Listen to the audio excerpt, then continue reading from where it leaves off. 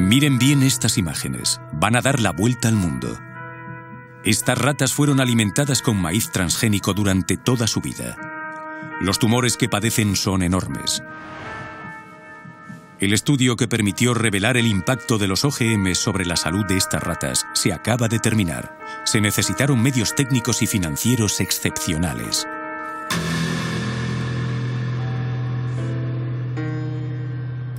Durante 2 años tuvimos la oportunidad de seguir todo su desarrollo. Después de años de dudas y polémicas, ¿por fin vamos a conocer la verdad sobre los OGMs? ¿No estaríamos aquí haciendo frente a un escándalo de salud pública que afecta al mundo entero?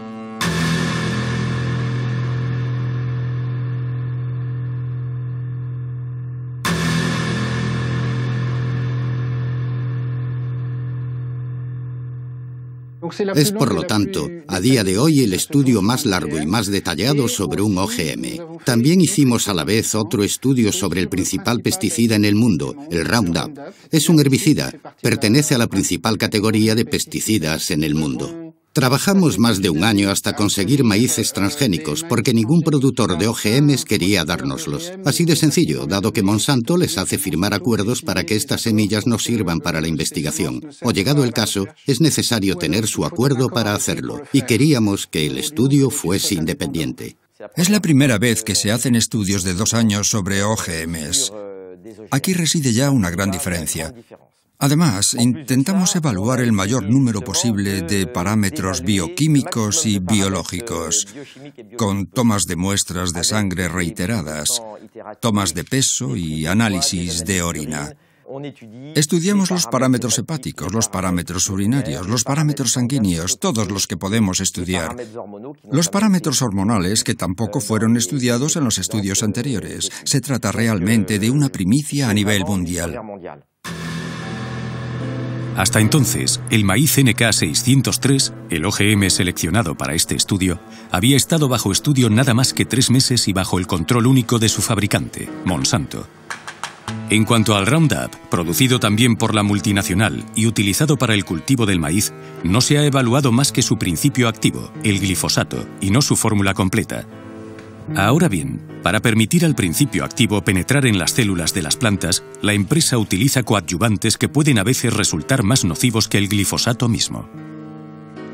El objetivo es doble. Por una parte, llevar a cabo los estudios según las normas internacionales, pero no interpretándolos de la manera más laxa posible, como lo hacen algunas industrias, sino analizándolos de la forma más rigurosa. Y por otra parte, queremos averiguar si hay efectos secundarios. Solo se puede hacer alimentando a los animales con OGMs, examinando todos sus órganos y parámetros sanguíneos.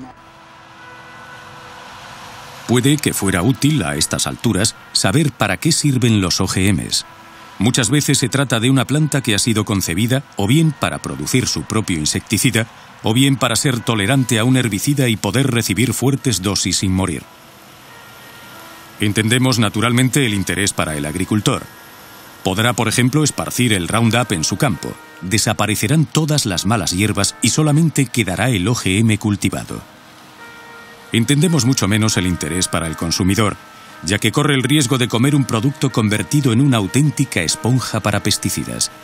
De ahí la importancia de poder evaluar el OGM más los residuos que contiene y el pesticida solo.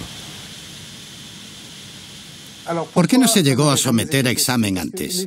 Porque las compañías hacían sus pruebas, o con OGMs tratados con Roundup, como debe ser, y entonces no se podía distinguir el efecto OGM del efecto Roundup, o las hacían sobre el OGM sin especificarlo. No había realmente ningún estándar en este sentido. Lo que decidimos hacer fue, por fin, acabar con la duda. ¿Se debe al OGM o se debe al pesticida? Ya que durante más de 10 años, las comisiones nacionales no se preocuparon por el efecto del pesticida. Así pues, Europa ni siquiera exige que se lleven sistemáticamente a cabo pruebas de toxicidad crónica sobre animales, y cuando las pide, son las propias compañías las que deciden sobre el protocolo a seguir. En el caso de la patata Amflora, por ejemplo, se hicieron pruebas sobre 30 ratas solamente, de las cuales solamente 10 consumían el OGM. Los maíces de Monsanto fueron probados sobre 400 ratas. A 80 las alimentaban con la planta transgénica, pero solo 40 fueron analizadas con respecto a la sangre. En todo caso, ninguno de estos estudios pasó de los 90 días. Bien, lo que se observa con este resultado es que tenemos grupos de ratas, machos y hembras, que comen OGM, OGMs más Roundup o Roundup solo. Cada vez que subimos un escalón es una rata que muere, y ya ven que el límite llega a 10, ya que tenemos 10 ratas por grupo. En la curva de puntos vemos las hembras del grupo normal, que comen una dieta normal y mueren. Vemos aquí que solamente mueren 2 animales de muerte espontánea y al cabo de unos 550 días. En cambio, todas las hembras que comen OGMs tratados con Roundup o que beben Roundup, mueren más que las ratas normales. Bueno, entonces se nos puede preguntar, ¿es estadísticamente significativo? A nosotros lo que nos interesa es que hay una mortalidad 6 veces superior en este grupo con respecto al grupo de control. Tenemos, por lo tanto, un aumento del 600%. A este nivel ya no hacen falta estadísticas en biología o en medicina. Un punto importante que subrayar, sin embargo, para aclarar, es que todos los estudios hechos sobre ratas son estudios de 3 meses y como por arte de magia no vemos aparecer ningún trastorno antes de los 3 meses. Los primeros trastornos aparecen al 4.º mes. Significa que los estudios de 3 meses no sirven para nada, sino para tener la conciencia tranquila y hacer que ingiramos productos potencialmente tóxicos. El equipo del profesor Seralini diseccionó cada una de las 200 ratas para analizar con exactitud lo que afectaba a sus órganos. El propósito: intentar entender cómo cada una de las 3 dietas, OGM, OGM más Roundup y Roundup solo, podía incidir sobre el metabolismo de los animales, y en particular, en lo que se refiere a la aparición de tumores que, sin sorpresa, solamente se desarrollan después del 3.er mes. El número de tumores palpables, bien visibles, que aparecen entre los animales durante el estudio, se ven en esta tabla. Aquí tenemos las ratas que solamente reciben OGMs, frente a las que tienen una alimentación normal. Observen que muy pocos machos tienen tumores, y son más resistentes a lo largo del tratamiento. Lo que observamos en estas tablas es que cada vez que subimos un escalón, tenemos grandes tumores que miden al menos 17 milímetros. Para una rata, y podemos enseñar las fotos, es enorme. Podría equivaler a un tumor así de grande para un humano. Es enorme. Resulta que identificamos cada uno de los tumores, y el 94% de los tumores son los llamados mamarios, es decir, que corresponderían a tumores en el pecho para las hembras. Aquí tenemos tumores en los riñones para los machos, aunque también tumores mamarios, lo cual es bastante excepcional entre los machos. Esto nos hace sospechar sobre algún efecto hormonal que de hecho no es dosis dependiente. El 60% de los cánceres de mama en realidad dependen de perturbaciones hormonales. El estudio del profesor Seralini nos reserva una última sorpresa, y es consecuente.